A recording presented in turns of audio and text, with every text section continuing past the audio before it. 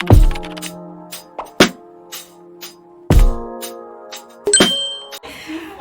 blessed people, welcome back to my channel. If you're new here, thank you so much for tapping on this video. Do stick and stay and please join the blessed family. Today is 2nd April and in this month of April is like a friends month for this channel. And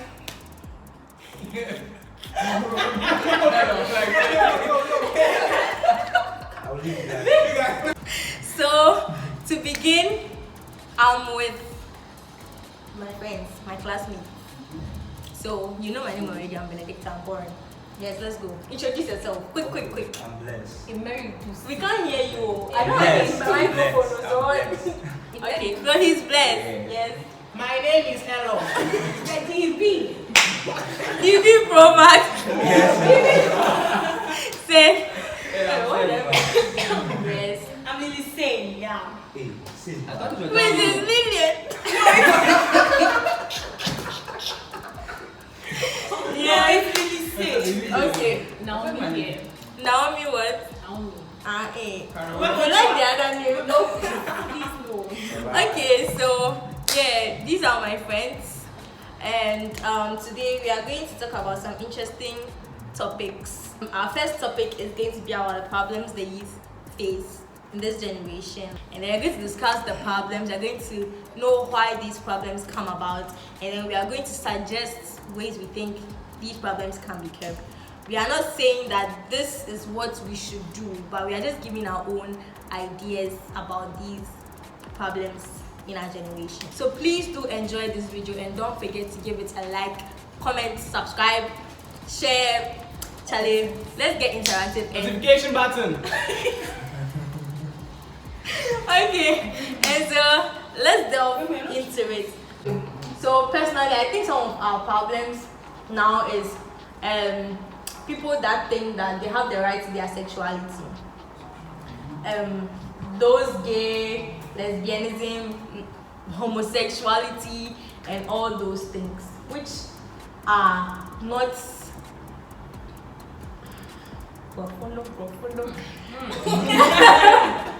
like which are not to be practiced. Yes, as said in the Bible. So these are some of the problems, and they are making it legal. We know that in some countries they are already legal. Yes, and they're trying to make it legal in some countries, which is not supposed to be so, because we are not supposed to do them. It's a law from God. So for me, let me say this. So I think one problem is that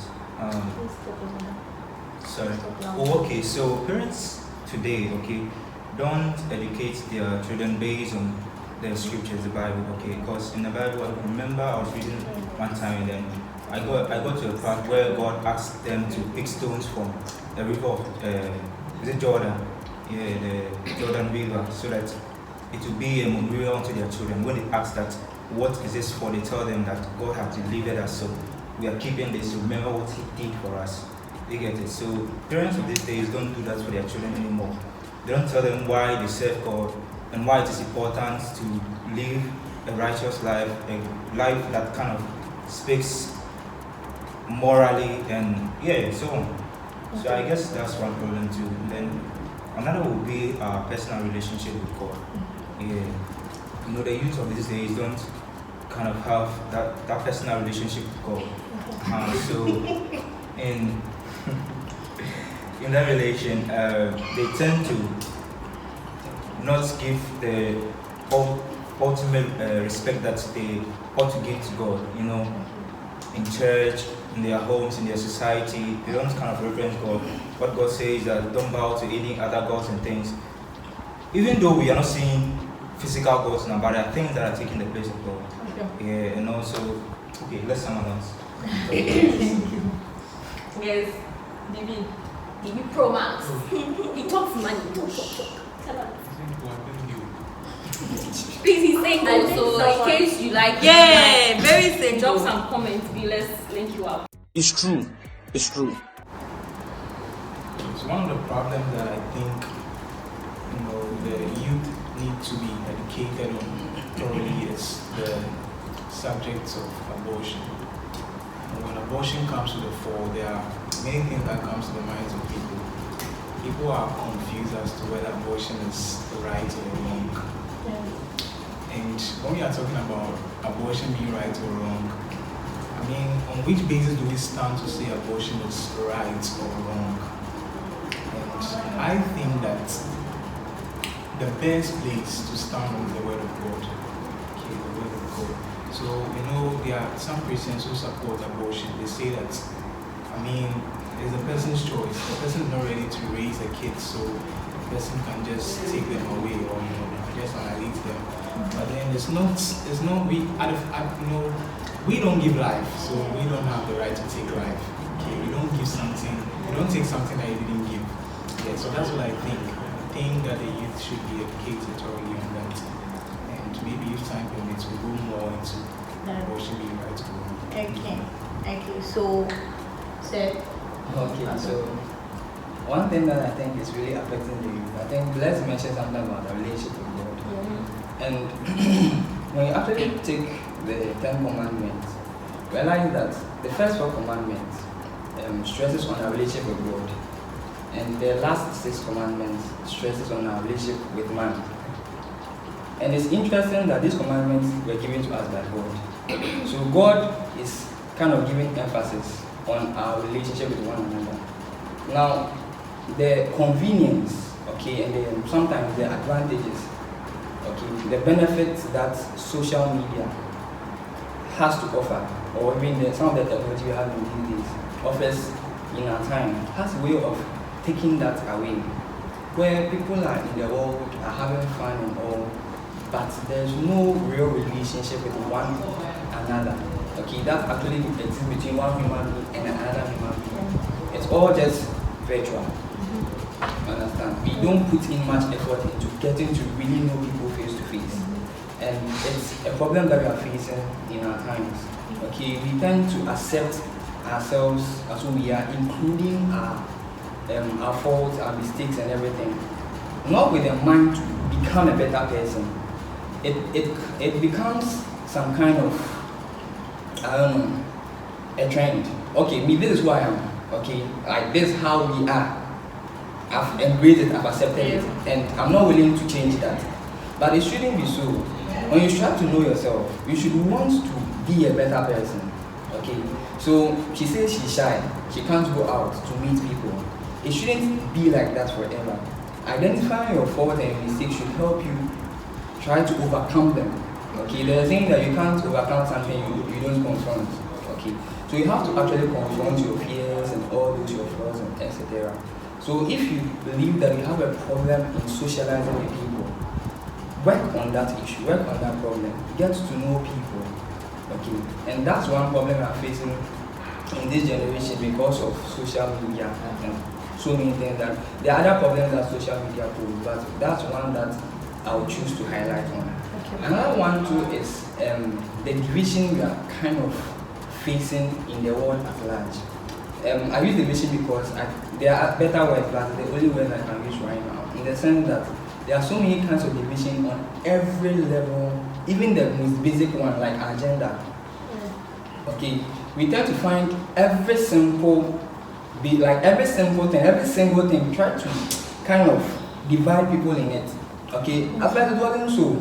Now we don't see ourselves as everyone is a human being anymore. We see like there are males and there are females.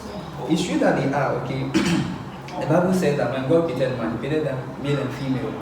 Okay, the woman or the female stands as a representative or a symbol of the heart of God. You must know that all personalities, he's funny, he's this, he's that, all came from God. So God can be funny. Honestly, he can, because that personality came from him. So all personalities that exist actually came from God. Well, there are basically some that didn't come from him. Okay. But being a man also stands as a symbol of a heart of God. Okay, and we found a way to stand on so many other grounds to separate people. We separate people, or we divide people by virtue of their races, the country they come from, their skin color, and so many other things. And it's very, very, very alarming. We may not, even though we are really seeing the impact of it, if something is not done about it, okay, we the youth, and even those who are yet to be born, those who are younger than us, who grow up with that mindset, okay, that once I'm a male and the other person is a female, we are totally different. and there's no common trait that exists between us.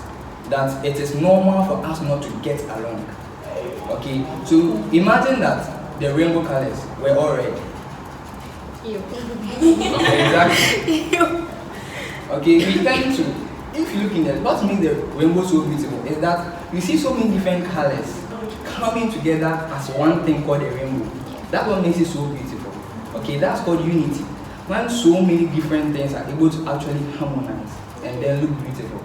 It's what we should learn to do as human beings. Okay, that we should see the other perspective, the perspective of other people, not trash it per se, but try to understand it and make my perspective also clear.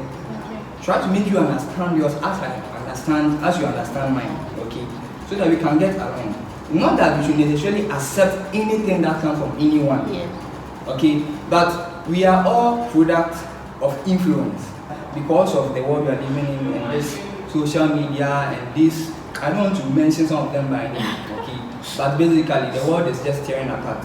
Okay, because of this, we are seeing, we are not trashing all these things. Okay, we don't see a way forward in people getting along. But that's one very, I don't know, thing that the youth is really, it's really affecting it. Thank you so much, sir. Lillian, please, any topic? Okay, so I feel that the youth of today, we have become extra busy. Yeah, because in my interactions with people my age of late, when you ask them why they didn't go to church, why they didn't do something for God, they'll be like, oh, I was busy doing this, I was busy doing that. Sometimes you go and you find out the business was either watching movie or washing. Sundays next my soul. Yeah, Washing on Sundays. Washing on Sundays, yeah, I get it. That's it. Yes, we have become so busy that we don't have time for God, and I think being busy is actually affecting our relationship with God, because even the more we have become busy, we tend to draw away from the things of God, and it's going to affect ourselves. That's it for me. Welcome to Bible. Yeah. Carol, when Boy enough, mom, woman of God. Okay. the woman who is influencing the law. Yeah. Influence nowadays. Wake you up at it. Intentional. Ah. Said, be careful. I don't know. Whilst you are having a discussion, I'm also having a date. Yes, please. Okay, so. Hey. Hey! Hey! How about content? You're running away. Leave. Okay, so for me, I think one major problem the youth are facing in our generation is mental issues. As in, when I say mental issues, as in depression, anxiety, stress. And it's due to stress. Yes, fear and all that. I don't know how true statistically, but I can see that boys really do suffer. Let me be a bit specific on this with depression and all those things, because one, our society has made it that boys are not supposed to cry, show some particular kind of emotions. Yes, for girls they have their like close eyes, not meant to cry, and it's just close eyes to cry. And the way in our Ghanaian society we're brought up, okay, you don't really get, if you don't have a personal relationship with your parents, you don't really get those kind of intimate personal relationship. Most not everyone doesn't, but most doesn't. To be honest, yeah, doesn't get that kind of personal relationship whereby I'm going through something and I can sit my mom down and talk. Before you even mention what I can't talk about, scratch, the blasting. Maybe I'm watching porn or something like I think you can't say that because the blasting will come on. So that kind of thing and everything. So you grow up actually bottling everything inside you and what's name and like keeping everything into without like you know that when you bottle things okay, when you keep on adding, it's like a cup, you keep on adding things, it gets to a day it overflows. So when it overflows, I think that's how come those things it affects you psychologically. That's how come some people do things like date around, play around, like have sex. Yes, I think that if that is really looked at, okay, it will help. And to link this to God, you can't be a Christian. Yesterday, I had a meeting with my rev. Allah. The rev. Our rev. Yes. And he was saying that you can't be a Christian and you feel sad. Okay, it's normal as human beings to feel sad, like once in a while. But to feel sad, like every day I'm sad. It doesn't make sense. Because if let's say you study the Bible as a Christian, you study the Bible, you work with the Spirit and everything.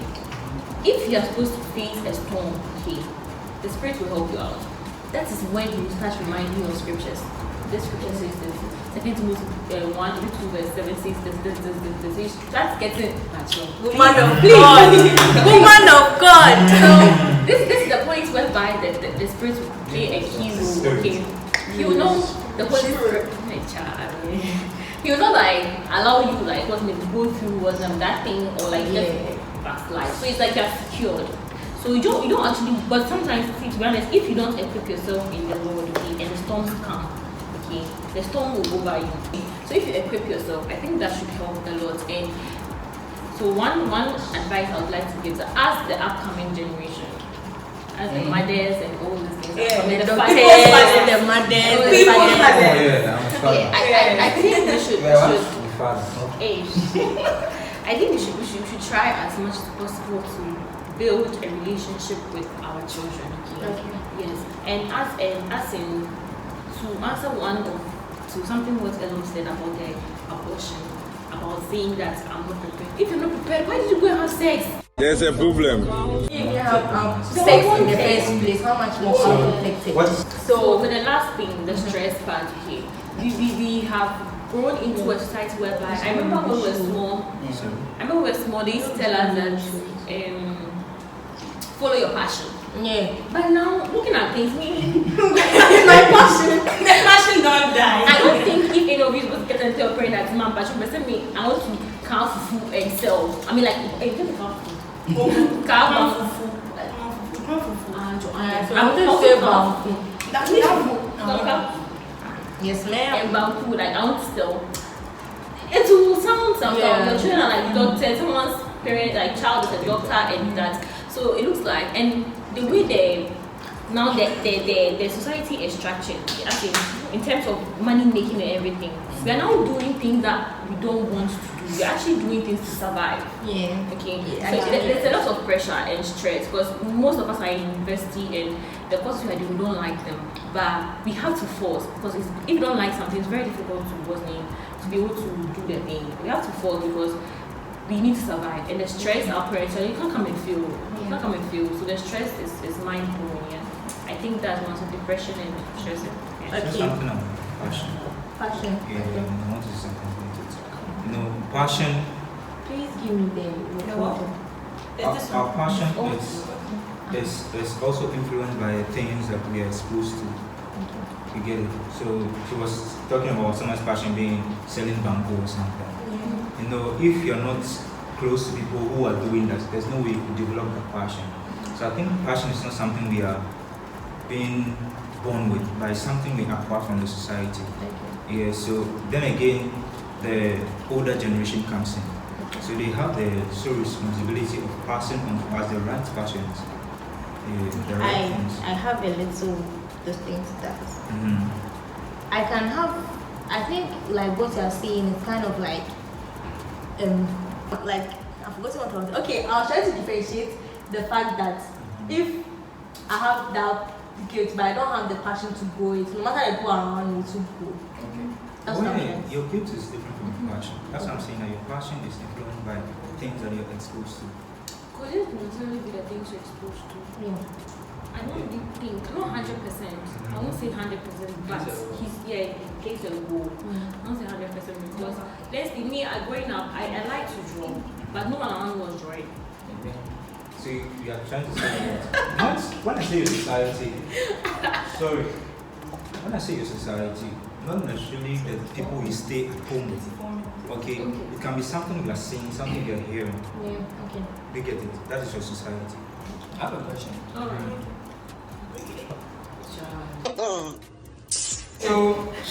concerns abortion, I'm sorry that I'm bringing this in late, but Don't in a scenario where someone is feeling to say is raped, Okay.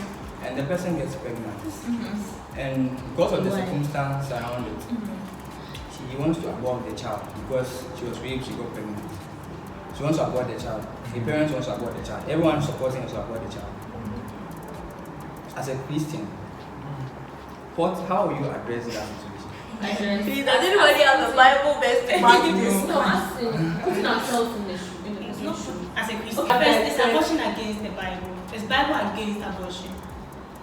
Is a question.